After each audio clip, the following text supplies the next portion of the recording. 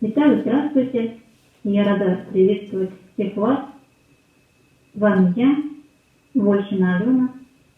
И я решила сегодня организовать с вами небольшую встречу для того, чтобы поговорить на тему, как избавиться от обиды. Работая со своими клиентами, я в очередной раз осознаю, как много обиженных людей. А моя задача и мое предназначение — украсить хоть чуточку вашу жизнь, сделать вас хоть чуточку счастливее и, может быть, уделив сегодня мне свое время и проделав практики, которые я вам предложу, вам и не надо будет приходить на консультации к коучам, к психологам, в том числе и ко мне, и платить за это деньги. Может быть, вы справитесь с чувством обиды сами. Но для начала я хочу, чтобы вы осознали, что если вы чувствуете себя несчастным, больным, одиноким, агрессивным, это значит, что в вашем теле накопилось очень много старых обид. Либо на родителей, либо на супруга или на супругу, либо на коллег по работе, на друзей, соседей и так далее. Так вот, чтобы стать здоровой, гармоничной и самой счастливой личностью, вам надо срочно избавиться и выбросить из головы эти обиды. А чтобы освободиться от обид, надо понять, что чувство обиды не врожденное. Чувство обиды приобретается в детстве от других детей или взрослых. Ну, вот, например, если ты это не сделаешь, я на тебя обижусь. Я думаю, что кто-то из вас узнает себя в этой манипуляции над другими. Знаете, я помню, в детском садике у меня было 2 мальчика, с которыми мы дружили.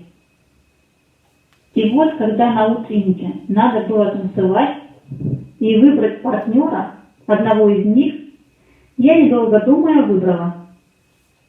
Но второй мальчик подошел ко мне и сказал: если ты не будешь танцевать со мной, я на тебя обижусь.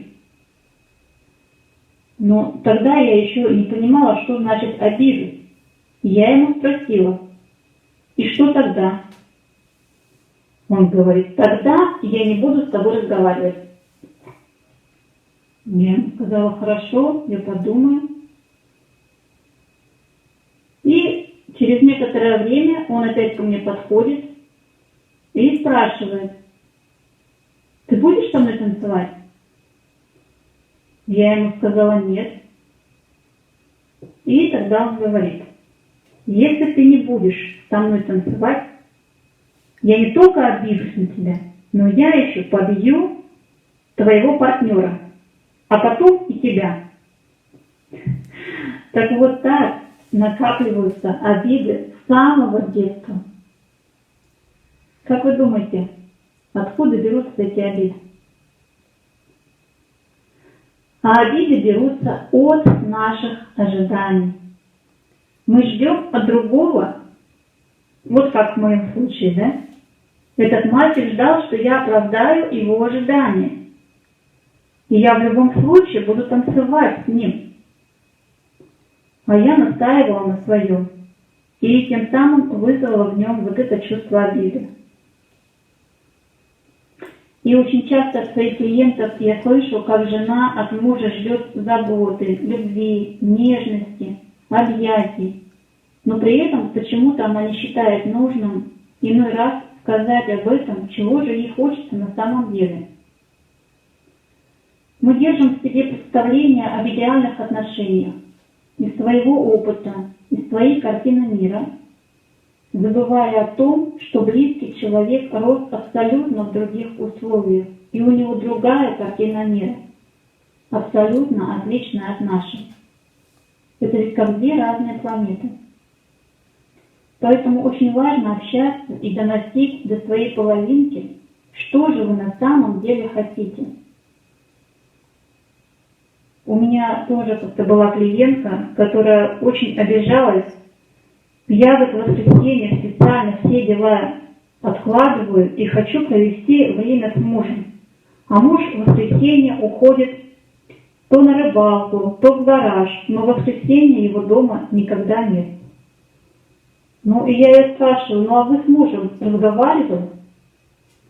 Она говорит, да, я разговаривала, но я, говорит, думаю, что он сам должен догадаться, что раз я дома, то и он должен остаться дома.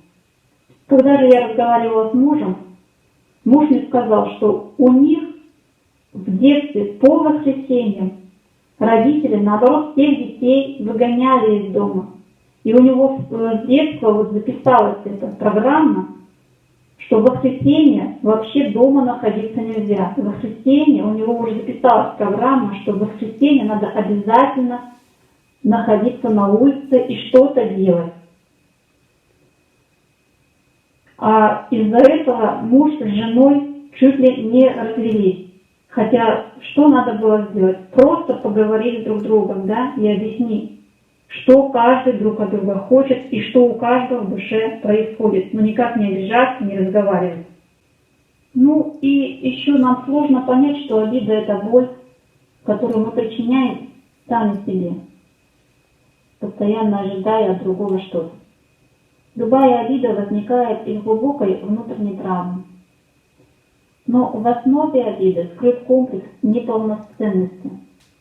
Это постоянное сомнение в себе и в своих способностях. Это неумение брать ответственность за свою жизнь и все, что в ней происходит. Нежелание самостоятельно достигать цели. Мы все время ждем, что придет тот, кто сделает все за нас и проживет нашу жизнь тоже за нас. И если этого не происходит, мы разочаровываемся и страдаем.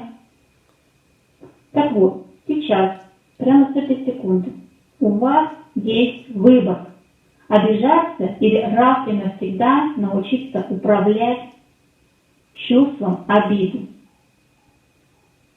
Чувством обиды, которое разрушает вас как яд. И самый главный шаг на пути от избавления от обид – это принять на себя ответственность за свою жизнь. И я хочу, чтобы вы прямо вслух сказали: я беру на себя ответственность за свою жизнь. Как только вы это сделаете, вам придет понимание, что обидеть вас невозможно. И сейчас я хочу вам предложить несколько действенных практик, которые научат вас справляться с чувством обиды и наконец-то начать новую, счастливую, здоровую и яркую жизнь. Итак, практика первая. Представьте перед собой обидчика и расскажите ему, что именно вас обижает, что вам не понравилось и чего же вы на самом деле ждали от обидчика. Эта практика прояснит, во-первых, многое для вас.